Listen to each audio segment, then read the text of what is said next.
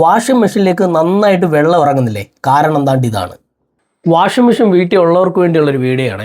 Washing machine ഉള്ളവർക്കൊക്കെ ഇടയ്ക്കിടയ്ക്ക് വരുന്നൊരു പ്രശ്നമാണ്, ഇതിനകത്തേക്ക് പ്രോപ്പറായിട്ട് നന്നായിട്ട് വെള്ളം ഇറങ്ങുന്നില്ല. വളരെ സ്ലോ ആയിരിക്കും വെള്ളം ഇറങ്ങുന്നത്. മിക്കവാറും ഉള്ള ആൾക്കാർക്കറിയാം. എന്നാൽ ചിലരൊക്കെ ചെയ്യുന്നതെന്ന് പറഞ്ഞാൽ പുറത്തുനിന്ന് ആളെ വിളിപ്പിച്ചാണ് അത് റെഡിയാക്കുന്നത്. എന്നാൽ നമുക്ക് പുറത്തുനിന്ന് ആളെ വിളിപ്പിക്കാതെ തന്നെ നമുക്ക് ചെയ്യാൻ പറ്റും. വാഷിംഗ് മെഷീനിലേക്ക് നന്നായിട്ട് വെള്ളം വരുന്ന ഒരു രീതി. അപ്പോൾ ആദ്യം ചെയ്യേണ്ടത് എന്താണെന്ന് വെച്ചാൽ, നമുക്കിത് കണ്ടില്ല, ആദ്യം നമ്മുടെ ഈ ടാപ്പ് നമുക്കങ്ങ് ഓഫ് ചെയ്യാം. ടാപ്പ് ഓഫ് ചെയ്തിട്ട് ഈ ടാപ്പിലെ ഓസ് വരുന്നൊരു ഭാഗം വരുന്നുണ്ട്, ഏതാണ്ട് ഇതുപോലെ. അപ്പോൾ ഇത് നമുക്ക് ഒന്ന് അഴിച്ചെടുക്കണം കേട്ടോ. കണ്ടേ, ഇതുപോലെ ഒന്ന് അഴിച്ചാൽ നമുക്ക് നന്നായിട്ട് ഇതിനെ അഴിച്ചെടുക്കാൻ പറ്റും. ഞാനിപ്പം കാണിക്കാം, നിങ്ങൾ ശ്രദ്ധിച്ചോണം. ഇത് വെള്ളം കറക്റ്റായിട്ട് വരാത്തതിൻ്റെ പ്രശ്നം എന്താണ്? ഇത് കണ്ടോ, ഇതിനകത്തെല്ലാം പൊടിയും അഴുക്കും ഇരിക്കുകയാണ് കണ്ടോ. ഇത് പൊടിയും അഴുക്കുമാണ് ഇത് മുഴുവനായിട്ട്. അതുകൊണ്ട് കറക്റ്റായിട്ട് പ്രോപ്പറായിട്ട് നമ്മുടെ മെഷീനിലേക്ക് വെള്ളം ഇറങ്ങാതെ വരികയും നമുക്ക് നല്ല സമയം എടുക്കുകയും ചെയ്യും തുണി കഴുകാനായിട്ട്. അപ്പോൾ ആദ്യം ചെയ്യേണ്ടതെന്ന് വെച്ചാൽ, ഇത് നമുക്ക് സിമ്പിളായിട്ട് കൈ വെച്ച് തന്നെ നമുക്ക് മുകളിലേക്ക് പൊക്കിയാൽ മതി. ഇത് ഇളകി വരും.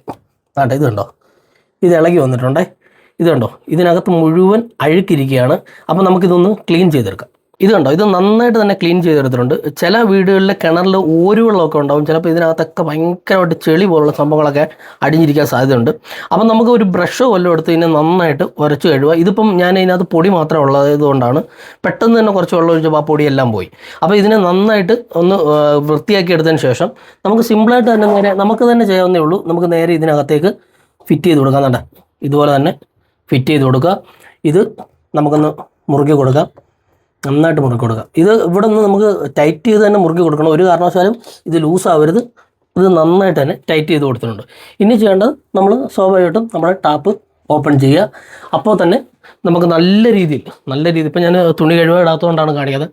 നല്ല പ്രഷർ, നമ്മൾ വാഷിംഗ് മെഷീൻ വാങ്ങിച്ച പോലെ തന്നെ ആ സമയത്ത് എത്ര പ്രഷർ ഉണ്ടാവും അതുപോലെ തന്നെ വെള്ളം ഇറങ്ങും.